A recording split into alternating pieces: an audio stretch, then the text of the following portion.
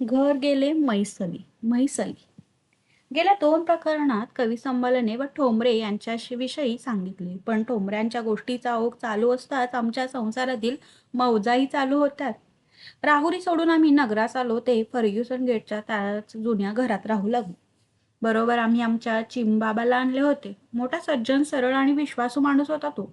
शहाजी भिल्ल 6 रुपये दरमहा घेऊन राहुरीला आमचे घर सांभाळीतच होता. नगरास येताच टिळकांनी प्रथम आपले ऑफिस धाडले. राहुरीहून असतील नसतील ती बहुतेक पुस्तके बरोबर आणली होती. थोडी मागे राहिली होती. आड्यापर्यंत उंच पुस्तकाची कपाटे लावून शिडीवर चढून टिळक पुस्तके व्यवस्थितपणे ठेवीत होते. खाली दत्तू व रामभाऊ धर्माधिकारी त्यांच्या हाताशी काम करीत होते. पुस्तके ठेवता ठेवता त्यांना बेस्टरच्या डिक्शनरीची आठवण झाली. वेबस्टरच्या डिक्शनरीची आठवण झाली. सारे हपीस उलटे पालटे करून पाहिले, पण डिक्शनरी सापडे ना. त्यांना कोठे आठवण झाली की दत्तूच्या हातात ती पाहिली होती. त्यांनी दत्तूला विचारले, काय रे दत्तू, तू एक दिवस माझी डिक्शनरी घेतली होतीस ना? नाही बाप्पा, मी नाही घेतली. तू खोटे बोलतोस? नाही, मी कधीच खोटे बोलत नाही. मी ती तुझ्या हातात पाहिली. नाही, मी राहुरीसच राहिली. नाही, ती राहुरीसच राहिली. का हो रामभाऊ, तुम्ही डिक्शनरी येथे पाहिली होती ना? रामभाऊ गडबडले. होय म्हणावे तरी पंचायत, नाही म्हणावे तरी पंचायत. त्यांना काहीच कळेना. टिळकाने आरडाओरडा करायला सुरुवात केली तेव्हा रामभाऊंचा निश्चय ठरला व त्यांना ती नगरासच पाहिली असल्याचे आठवले. दत्तू, तू कोणापुढे उभा आहेस? काय ते लवकर खरे सांग. पण पप्पा, मी ती राहुरीलाच पाहिली. तू खरे सांग, मी तुला मारणार नाही, भिवू नको, खरं सांग. मी राहुरीला आहे, ती राहुरीला आहे. आता मात्र धीर धरणे टिळकांना अशक्य झाले. त्यांनी शिडीवरून धबाधब त्यांच्या पाठीत पुस्तके फेकण्यास सुरुवात केली.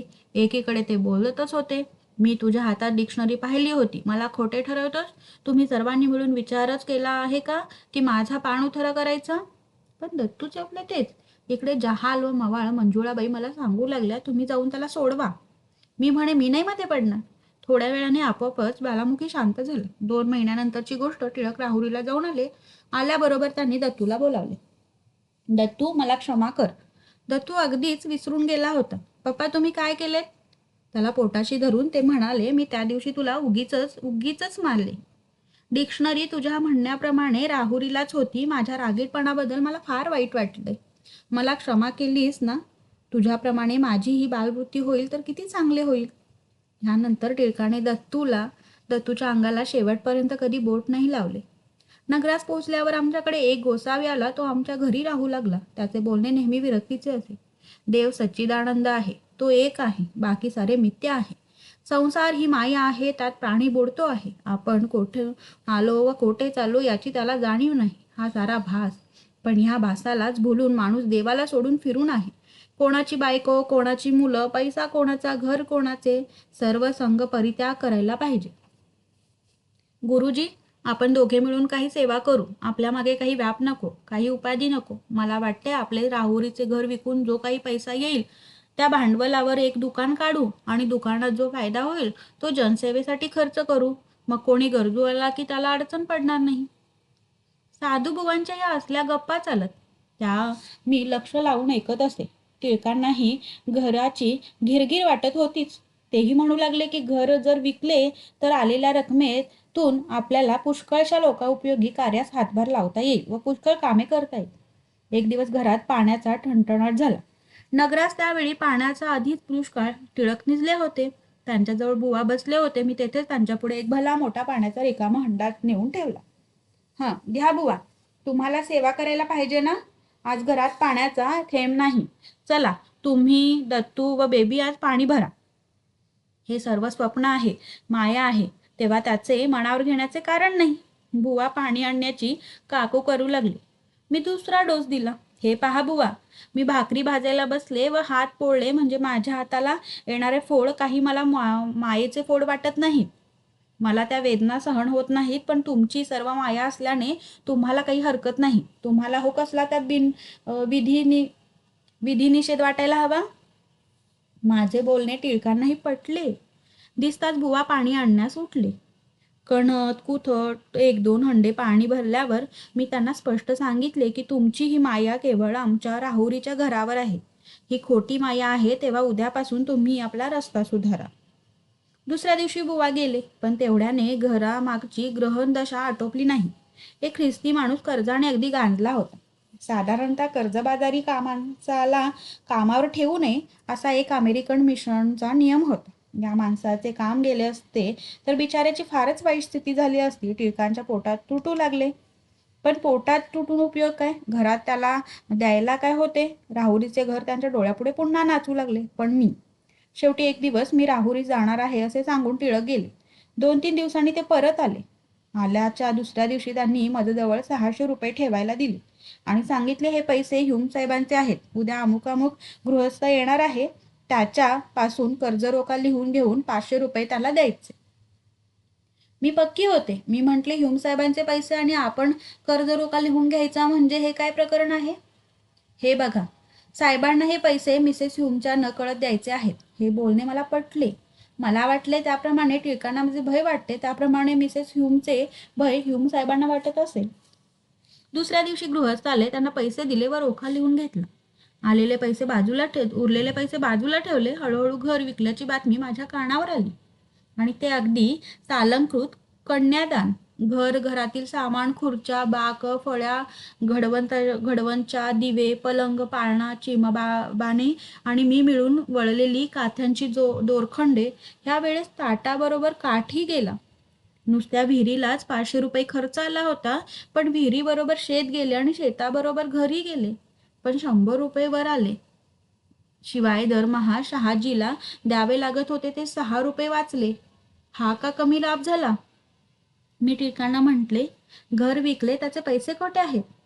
चांगले सुरक्षित आहेत. डॉक्टर ह्युम जवळ ठेवले आहेत, उगाच त्रास देऊ नकोस. त्यातील सामान? अगं, घर गेल्यावर सामान कोठे ठेवायचे?